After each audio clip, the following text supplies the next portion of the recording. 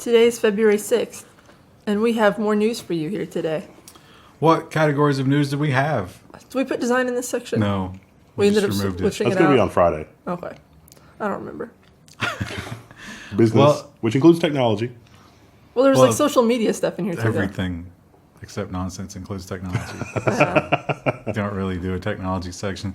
But yeah, business and security is what we'll talk about today. And this one could have gone under either of those headings. But It could have gone under nonsense, too. I chose business. The Intercept has Google's Sidewalk Labs plans to package and sell location data on millions of cell phones. Wow, what a name. Sidewalk Labs. It's like Sounds so innocent. Yeah, it does. Like it's a community sort of venture. Well, now they're packaging the data, so that means it's not going to be de-anonymizable, right? Is there a fly in here? The window's open. Been invaded. Yeah, so what they're going to do, this is for city planners. So if you're planning a city and you're like, hey, where do I need to build sidewalks and crossing walks and stuff like that? And, you know, like maybe a public bathroom or something. Well, it's hard to figure out. You have to actually watch what people are doing. But guess who's watching what everyone's doing? It's Google. Who's watching Google? Because who watches the watchers? Wall Street. People who are looking to invest. I'm not sure what those people are doing qualifies as watching, but okay. Oh, they're watching. So, yeah, they're going to sell the location data. And, yeah, if you really wanted to, you could probably track people with it. So Does that include people that have opted out? there is no opting out. You know that. It doesn't include Apple users yet. Unless they're using Gmail. Or any Google app. Or any website that uses Google Analytics. Yeah, well, if they're searching the web while they walk, which, of course, we know everybody is. Well, maybe this week's biggest story, at least the biggest story when it came to, the big tech companies, was Apple putting its foot down on the throat of some of its competitors. Apple says it's banning Facebook's research app that collects users' personal information. Now, unless you're living under a rock or this is your only source of news, I don't know that I would describe what Facebook has done as a research app. They paid teenagers to install an application on their phone that literally monitored everything. But that's research. I mean, that's market research. What do you think market research is? Can we call what the Nazis did research? I mean, Yeah, of course.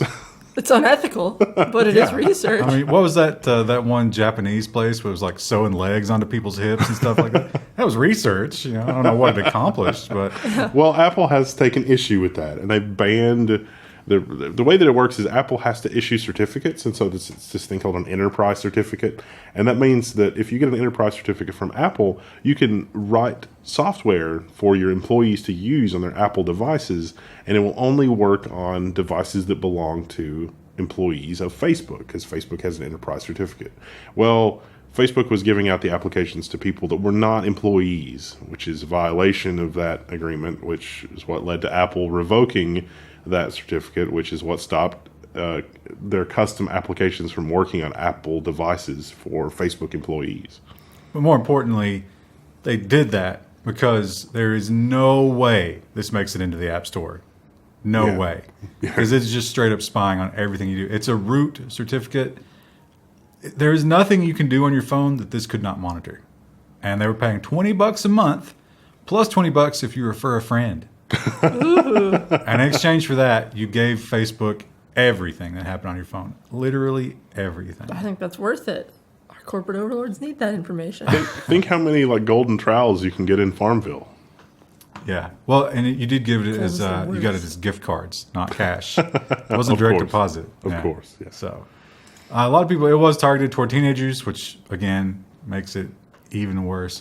But the good news is no other company other than Facebook would have the balls to do something this invasive. There would be no chance of that. Oh, wait. Google pops up and says, what? And so the Verge headline is, Apple blocks Google from running its internal iOS apps. Google joins Facebook in Apple's banning spree.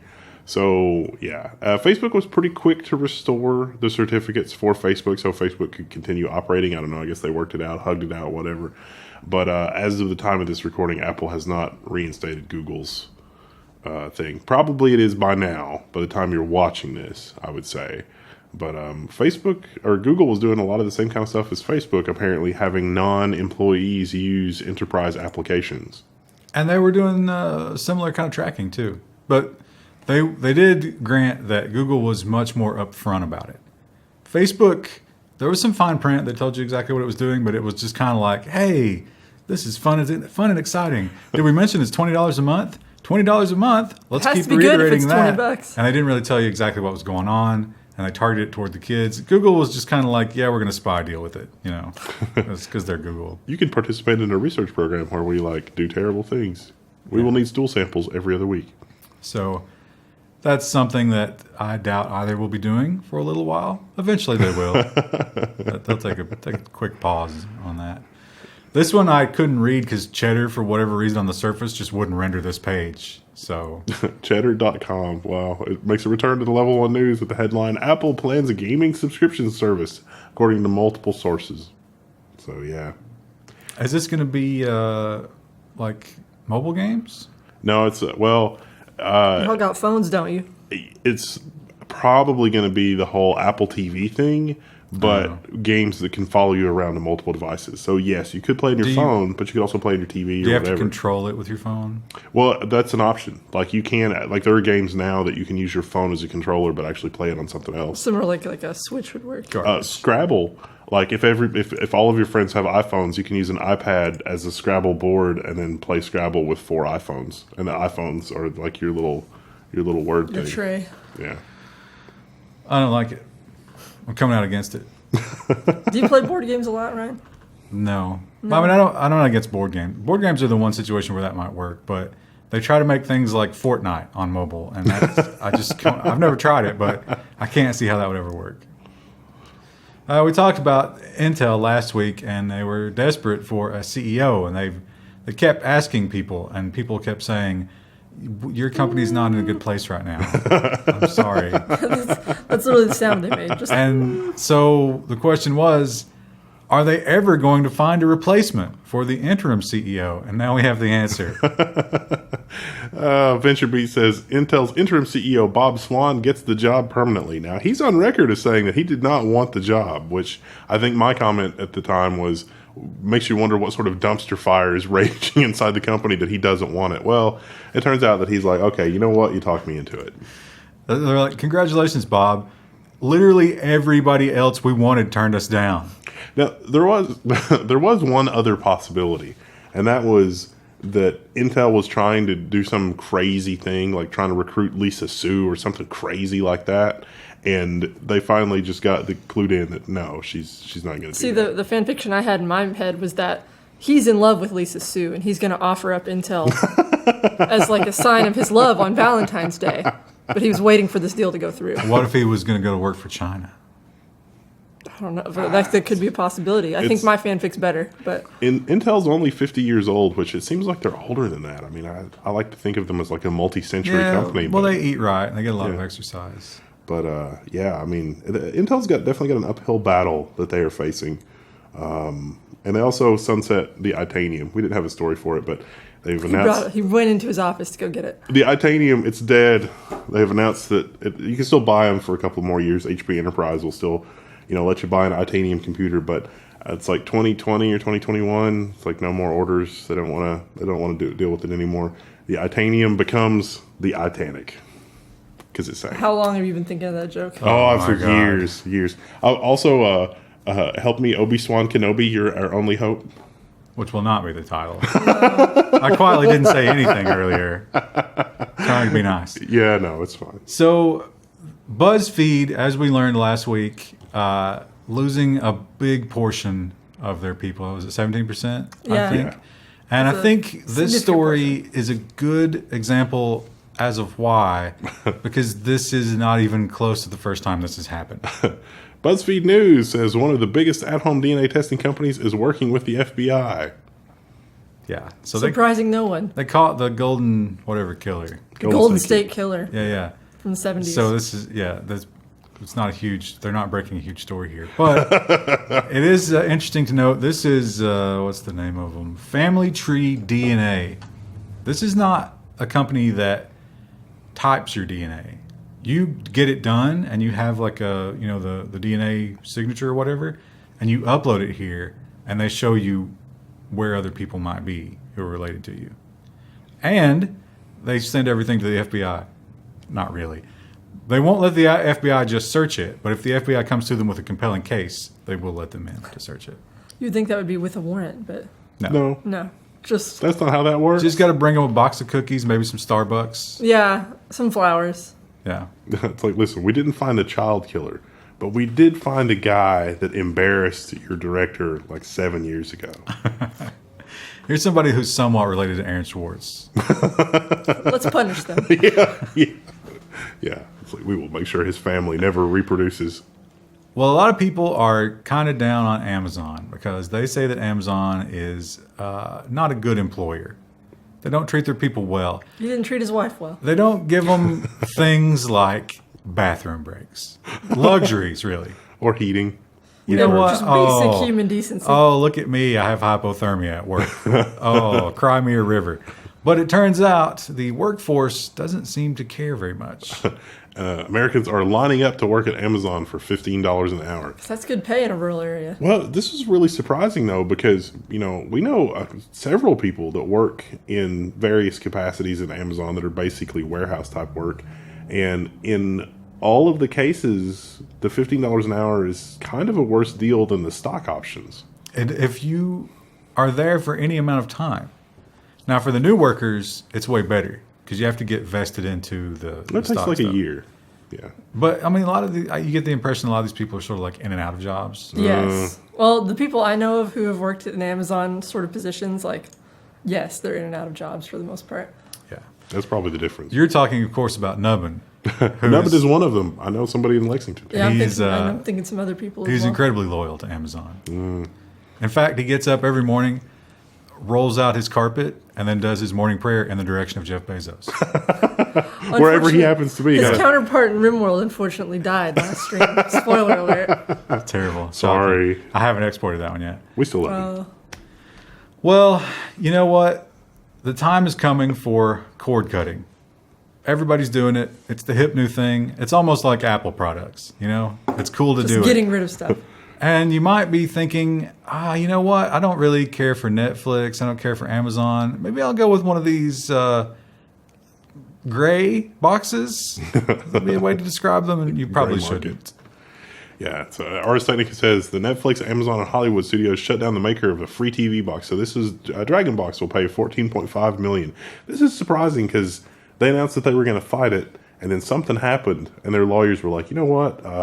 We're just going to shut down. These people are not going to provide the software or do anything. I mean, would they really have a case there, though? Just to provide other people's things? Well, technically, kind of they would, because to the letter of the law, they don't host any copyright material. Yeah. They're literally only pointing you to where you might find it. Just a technicality.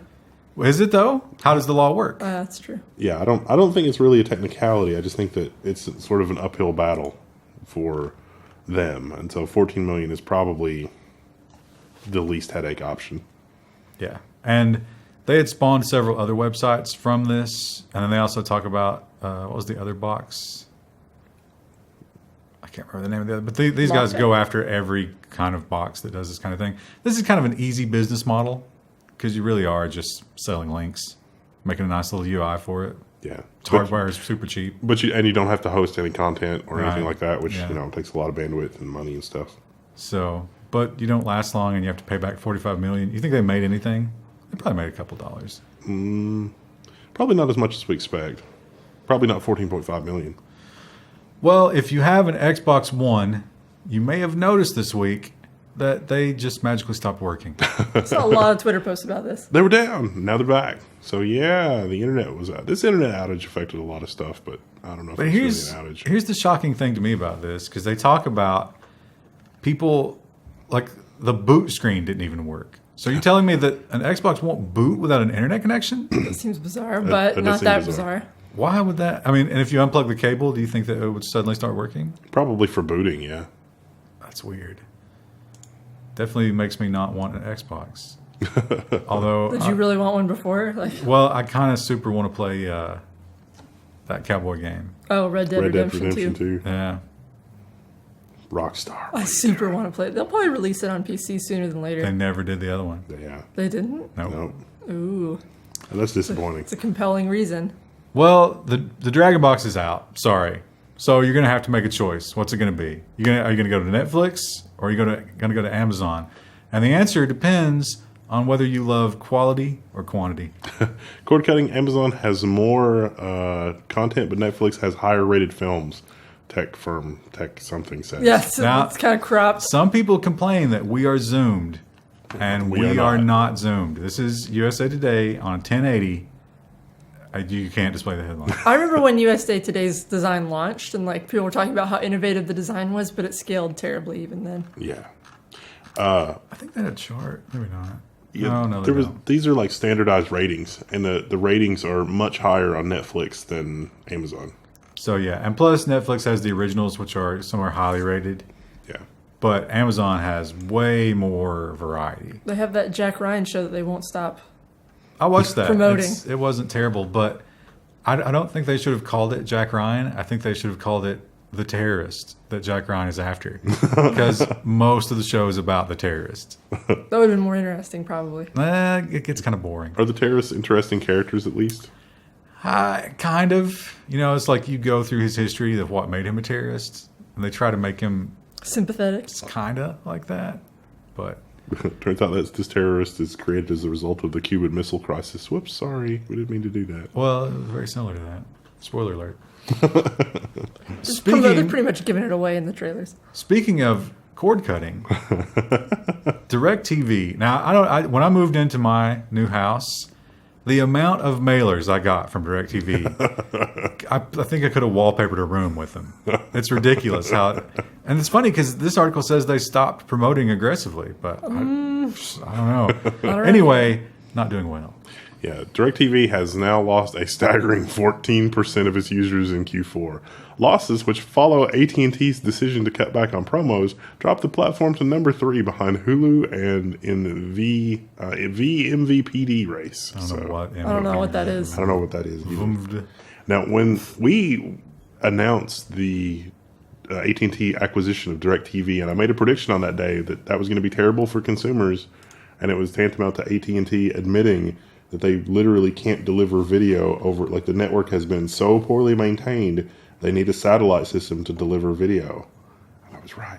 Well, one thing about the merger is it's supposed to save you money. The consumer, I mean, not AT&T. Yeah. And that's because you have to go before Congress and say all these things about that. And amazingly, the reaction to the 14% cutback is like, okay, conference call time. What are we going to do about it? We're going to raise prices, which... Yeah. AT&T's mega mergers are going poorly, and you're footing the bill. So massive merger debt has forced the company to raise prices. And this is something Wall Street warned about, but Wall Street really misunderstands the situation. For communications, people will pay, like if you work at home and you depend on having a good internet connection, you will pay whatever. You'll be super unhappy, but you'll pay whatever. You will find a house closer to a good internet connection. Yeah. In the case of Ryan, Or move gave or up whatever. on so many delightful country homes. because there was no internet. Because there's just nothing. But for like cable TV, it's like, no, you can either live without it, get an antenna, or stream services. And that's AT&T's nightmare scenario. AT&T, their plan internally could not have been anything other than to ride the razor's edge of having a network just barely good enough for internet service and just barely bad enough that streaming video would be awful so that you use the satellite service. It can't be anything else. Well, that ain't going to work. For me, it's not a question of any of that. It's just that I can no longer, like once you've had a world without commercials, I can't go back. You can't Yeah. go back. I'll never go back. I've got the Sirius radio preview because I got new cars. And at first I'm like, maybe I could get used to Sirius. And then they play commercials and I'm like, what? The spell is immediately broken. It's like, what was I thinking? Of course I can't pay money for this. This is ridiculous. They're making money from the commercials. So, yeah, it doesn't make any sense. Now, this next story, my first instinct was to ignore it because it's PR. And it's feel-good crap. But I don't want to editorialize in my story selections. So here it is. Elon Musk makes all Tesla patents public to save the earth. Oh my God, what a prince of a man. And scroll down so you can see his beautiful face. Oh, look, he's staring off, looking With his into the arms future. crossed. What is the picture in the background? I don't. It's people running. They're like, they couldn't just do like a white background. You know so what they're running from is electric cars gone wild. Now, I think that I'm going to criticize this story for a different reason. That is, Tesla has this $920 million loan coming up. It looks like they're going to have enough cash on hand to cover that. But if their stock was above a certain price, they could actually repay that loan with stock instead of cash. He should have timed this a little better to try to boost the stock closer to that payback thing, because that might have been the thing to send the stock over the edge. No way. Because investors are not this stupid. They see through the bullshit for the most part. And they're going to be like, wait, you have something of value that you're giving away? That's not going to help the stock price. He did give away the electric charger tech, which seemed to help the number of Tesla charger stations elsewhere, but not here in the U.S. So his statement was, he doesn't consider it Tesla versus the other electric car companies. He considers it all electric car companies versus gasoline cars or fossil fuel cars. So I kind of don't think that Porsche feels that way, which might give them a little bit of an advantage when it comes to the cutthroat world of business. But hey, I guess it is an overall. You can't really say it's a bad thing. No, it's not. So there you go. Good job, Muskie. He hates being called that. It's his least favorite nickname. Well, what if I told you that there was going to be a huge new repository of podcasts? How excited would you be? Wow, I would be so excited. Yay. I'm excited at like 0.02% because I don't really listen to podcasts. I don't have time to listen to podcasts. Ars Technica says that Spotify is reportedly in the advanced stages of acquiring a podcast company for $230 million. Unknown whether a series like Reply All, Science versus... I think it's a series where it's like science versus something different every week. Would become the Spotify exclusive. I missed the subheadline on this, but yeah, I'm surprised that Spotify would value a podcast company this high. But it seems like would podcasts really push you over the edge for signing up to Spotify? I mean, I could see a valuation of like 10, 20 million for just the volume of content, but I mean, come on. And usually most podcasts they have various avenues of hosting. So you wouldn't have to go to Spotify just to get, like 80% of the offerings. I don't know. Maybe we're just not hip to the podcast world. Maybe we're out of the loop. Oh no! We have a podcast, Level 1. It's mildly successful. It's people like it. We can't give Spotify our podcast. It's just for the patrons. It is at patreon.com/level1. Yay! Well, that was our self-promotion segment. Some of you are probably sitting there and you're saying to yourselves, I need a super, super powerful CPU. And I need it to have a lot of unlocked cores and just massive multi-core computing power. But I'm not willing to build my own computer. I want somebody else to build it for me. And are you in luck? Because Intel has released the new Xeon W3175X, 28 unlocked cores, and it's priced at only $3,000. Only. But surely you must be saying there must be a catch. There is, in fact, a catch. There's several catches, actually. The first of which is that Intel is rumored to only be making a very, very limited number of these. Less than 10,000. And the second catch is that you're probably going to have to go through a system integrator to get your system, meaning that somebody's going to have to build you your computer. Starting at $10,000. Probably going to be around $10,000. So reasonable then.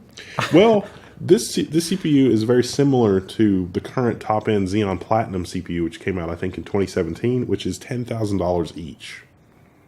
So, except this one is unlocked and overclockable, unlike its Xeon Platinum counterpart. So this is a really interesting product. I don't think that, if people are paying $1,800 for a CPU, maybe they're paying $3,000 for a CPU, but you can't really buy it in quantity, and the whole, the motherboard is going to be over $1,000. Yeah, there's two motherboards, one of which doesn't exist yet. Yeah. Seems like but it is competitive with the comparable Epic, which is what, 4,500? Yeah. But you can buy that. Yeah. So, or buy a server that has two of those. It's actually, I think, faster than anything that AMD has at this point But the ability to obtain it, because like day traders, there are day traders that have the Xeon Platinum, whatever, and it could be $15,000 and they would still buy it. So, but they made that like $99.90 for the day traders. Yeah, that's 5. It's not as many cores, but it's 5 gigahertz. So depends on what you're doing. Competing with themselves. Yeah. But I think what you're saying is Team Blue has won. The 7-nanometer chips aren't out yet. Let's wait and see. Watch everyone argue in the comments. AMD saying, hold my 7 nanometers. Or hold my beer or something. I'll be right back. Well, let's switch over to security. And let's talk about unsecured databases, just like we do every single week. Oh, no. An unsecured MongoDB database has exposed the Kremlin's backdoor into Russian businesses. Wait, what now? Admin at Kremlin.ru. I read that, and I was laughing for a solid 5 minutes. So, yeah, if you run a forum or a website or something, you might want to check for an account called admin at Kremlin.ru. Now, this is actually for, like, some of these things, that is a state-mandated account. Like, for financial transactions and stuff like that, they literally are like, give us the login. We want to be able to see stuff and track stuff. And the username or the email associated with it is admin at Kremlin.ru. Did you check the Level 1 forums for that? Yeah, we don't have an admin at Kremlin.ru. If I saw that, though, in our user logs, I would assume that was like a troll account. Yeah. I'll give you another pro tip if you're running an admin account. If that's on a web server and your website has a newsletter pop up, I'm signing you up for it every time I visit. You told me about that, and I do that every time now. Or I just put screw you at no.com. You can also do sales, customer marketing. service. I've done a marketing ad. I'll change it up. If you know of an account that has an autoresponder, bonus points, because then you can get an infinite loop of auto-responding. No reply. I hadn't thought about that. I'm going to start using that. Well, another thing, we don't talk about the Google Play apps quite as often as we do unsecured databases, but we do quite a bit. And this week we have some pretty nasty ones. This one was the one that I was foreshadowing in the last episode. It's the Google Play apps with greater than 4.3 million downloads collectively, stole pics, and pushed porn ads. So these 29 apps concealed their malice and were hard for many infected users to uninstall. So, yeah, this is more evidence that the Google Play Store is an unproperly monitored dumpster fire of insanity. They really pixelated these. They're like, Let's just don't take any chances. So, yeah, these things, it would happen as soon as you booted the phone or as soon as you opened certain apps or whatever. But you didn't have to open Actually, this app didn't appear anywhere on your phone after it was downloaded. It hid itself in every way. So, unfortunate. Maybe this is the one where they listed the... Oh, here we go. There it is. Yeah, look. Pro camera beauty was the big one. Cartoon art photo. This is all just crap camera filter, just garbage. Well, listen, you can't post your real face on social media. Literally all of these. I wonder if, like... Hashtag no filter. I wonder if, like, in the future, archaeologists... how, like, archaeologists talk about the fall of Rome and the things that led to the fall of Rome and, like, the cultural thing. I wonder if archaeologists are going to look back and be like, well, when, like, cartoon selfie camera passed 2 billion downloads, that was really the marker for the... Oh, see, I thought you were going to be like, those cartoon filters are going to be how they think people actually looked. Anthropologists, don't correct us. Anthropologists, yes, sorry. Archaeologists. They would find the software, and then the anthropologists would comment on it. Unless we start fusing our smartphones directly into our bones. Which Elon Musk wants to do. Could very much happen, yeah. Software archaeology is a thing. Yeah, I don't Just see. I think digging a cell phone out of but if the you go toilet. through a collapse of civilization where you lose all the data, so that there's no record of it, I think you would lose. Yeah, any you'd lose a lot ability to- more. Yeah. Bless me. Well, it doesn't count if you do it yourself. Well, yes, sure. Also, I think I can smell that smoke now. Yeah, that's probably why you sneezed. I don't smell it as much. I'm not getting it. Maybe they're outside. Yeah. It does taste smooth and relaxing, like all cigarettes do. Man, think how cool you'd be if you actually smoked them. Sponsored by Marlboro. Firefox. It's January. We're desperate. Firefox is getting an February. exciting new feature that is going to protect you from men in the middle. Firefox will soon warn users of software that performs a man-in-the-middle attack. So, starting with version 66, Firefox will let you know when antivirus products, malware, or your ISP are tapping into your HTTPS traffic. So, this is kind of like how, like, the Lenovo Superfish software works, where it installs a trusted certificate on your computer and then will establish a secure connection to Google, decrypt it, and then re-encrypt it using its own local trusted certificate, and then it'll display like the website is still secure, but the software is able to like analyze it and do stuff with it, which is perhaps more insecure than not having done that. Which ISP was the one that was injecting a page that made you like confirm that you understood the security thing? Verizon and Comcast are both responsible for having done stuff like that. Hey, bro, we've invalidated your security to make you aware of the security risk. Now, they bought a piece of equipment to do that. They could have just made their infrastructure better. That would cost money. Yeah. Well, they both cost money, but they could have saved money by not doing the thing that was unnecessary and doing the thing that was... Listen, that sounds like effort, and they're about minimum effort possible. They already had the code for the other one from all that ad injection that they got caught doing. So it was really just a recycle job. I shouldn't be injecting ads into my traffic. But they will. Well, another embarrassing thing for Apple that happened this week was a FaceTime bug. And this FaceTime bug had to do with the volume. So if you raised or lowered the volume before someone picked up the call, it just turned on the mic and the camera for you. And I can totally see how that happened. It was like the subroutine for volume was like, just enable the camera and the mic, because clearly why would you be changing the volume if those were off? It's fine. But there's good news is Apple says it will fix the FaceTime bug that allows you to access someone's iPhone and camera before they pick up. So this was reported everywhere. Like the normies were up in arms about this. Yeah, people were screaming on Twitter. Oh my God, what happened? But let this be a lesson to you. This is how easy it is to turn your phone into an eavesdropping device. It accidentally became an eavesdropping device.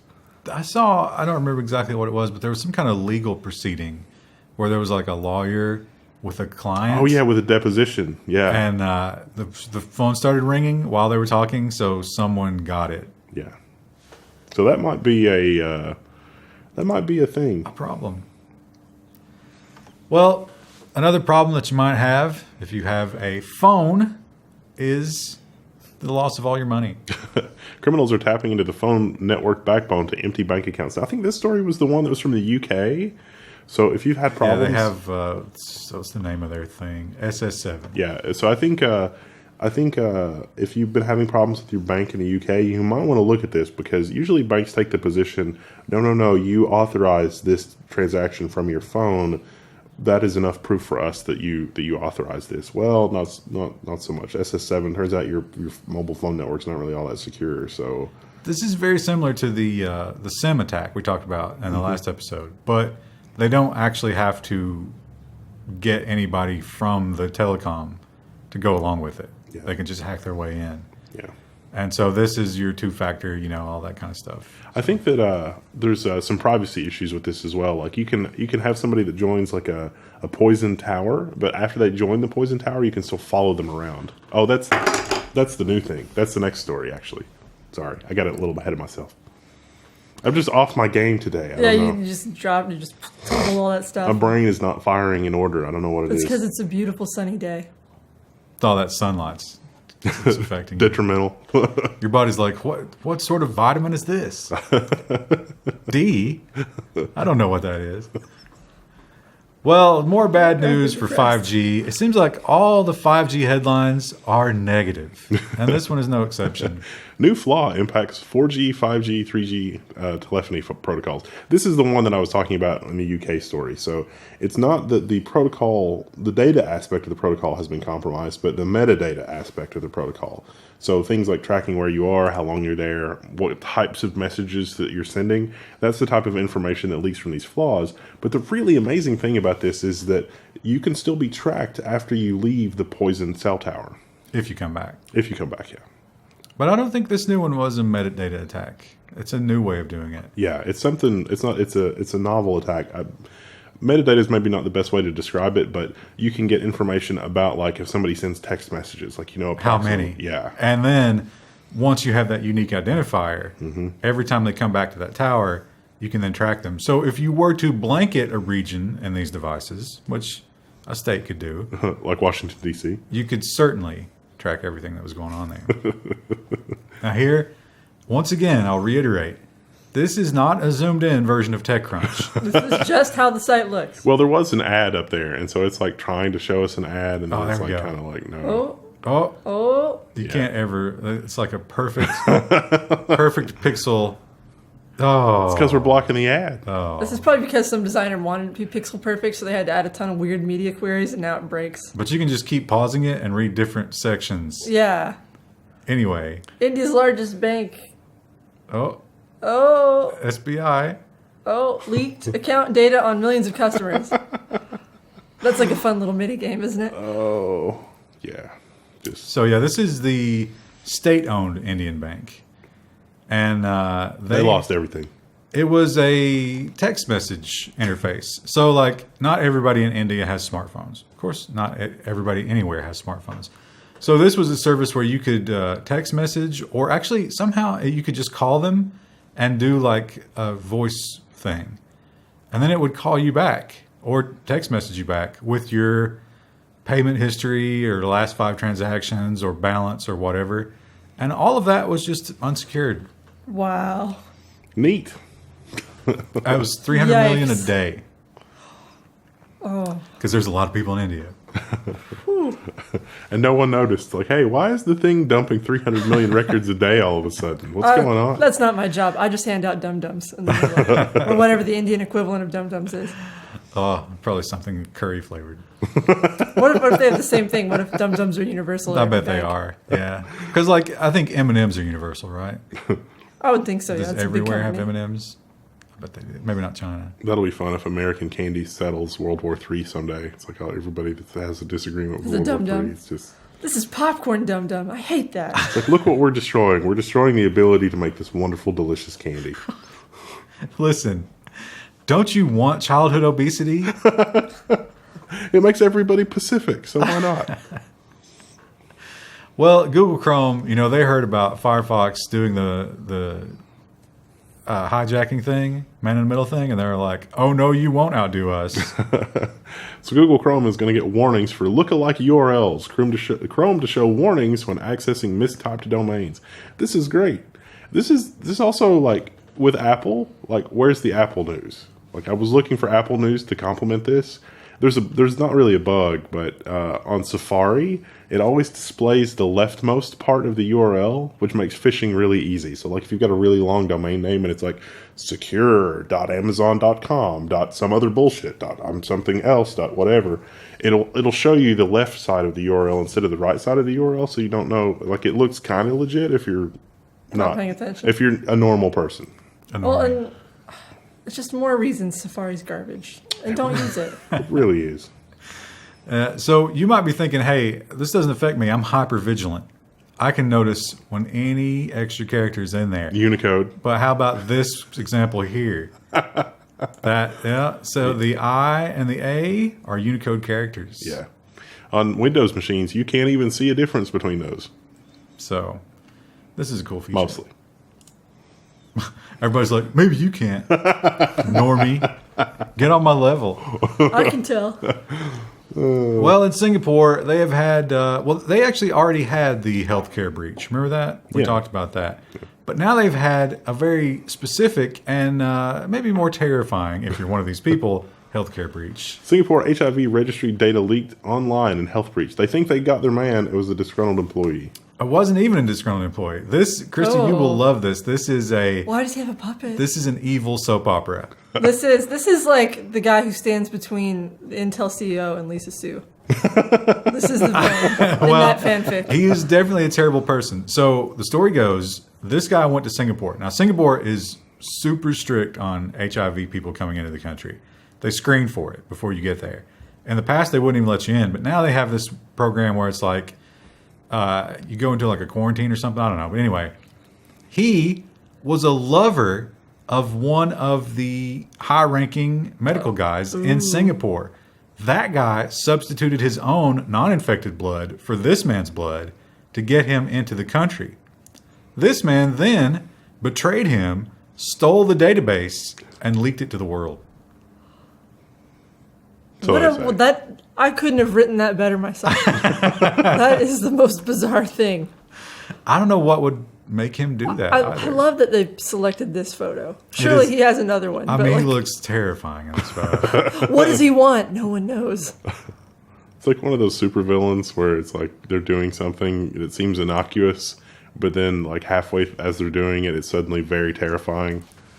It makes me. He reminds me of. I can't remember the name of the movie, but it's where it's Ed Norton killed the cardinal of the church who he claimed molested him, and Richard Gere's his lawyer. Engagement Challenge. Yeah, I don't remember. I don't see. But he movies. plays an amazing character who's like real country Kentucky boy, but he's faking it all along. Spoiler alert. What if we were going to watch it? You're never going to watch No, it, Kristen. You know you don't watch I don't watch movies. movies. We've got a follow-up on Collection 1 that we reported on last week. Yeah, the follow-up to Collection 1 is Collections 2 through 5.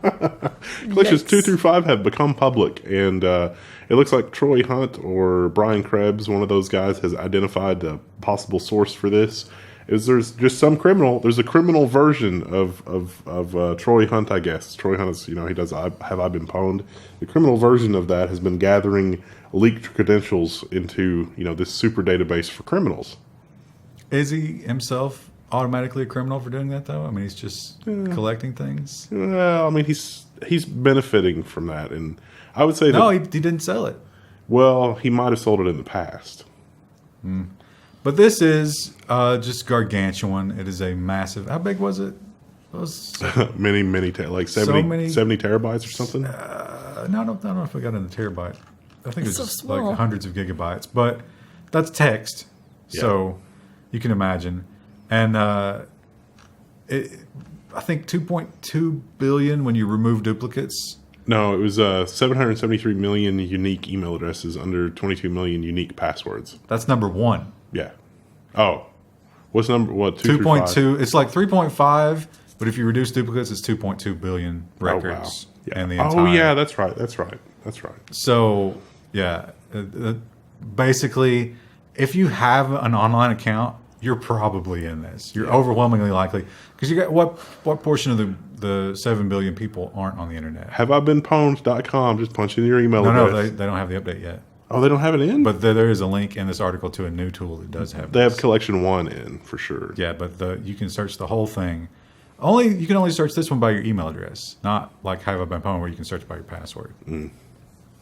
But yeah, I mean, at this point, just consider all your old passwords useless because they're out there somewhere. Gonna have to go to the passwords that are like this long and just random characters. Which a lot of places won't allow. Yeah. Because it's Yeah. like, oh, your password must be less than 24 characters. And it's like, how can you possibly take yourself seriously if you're doing this? I need a passphrase that has never been uttered in any literature or, in the history of humanity ever before. That's what my password has to be. And that way you can remember it. But also that no one else randomly Select. chose in the Yeah. same way. It's like, oh, I'll use that quote from Call of Cthulhu. Bad idea. Well, that's it for government and security. And tomorrow we'll be talking about social, a little bit of design. One of the design stories was from 2017. Oh, really? Yeah, which we covered in the Level 1 news. Did we? In 2017, yeah. I'm trying to remember what story it was because I had two or three that I posted. And then, of course, nonsense, which everybody loves.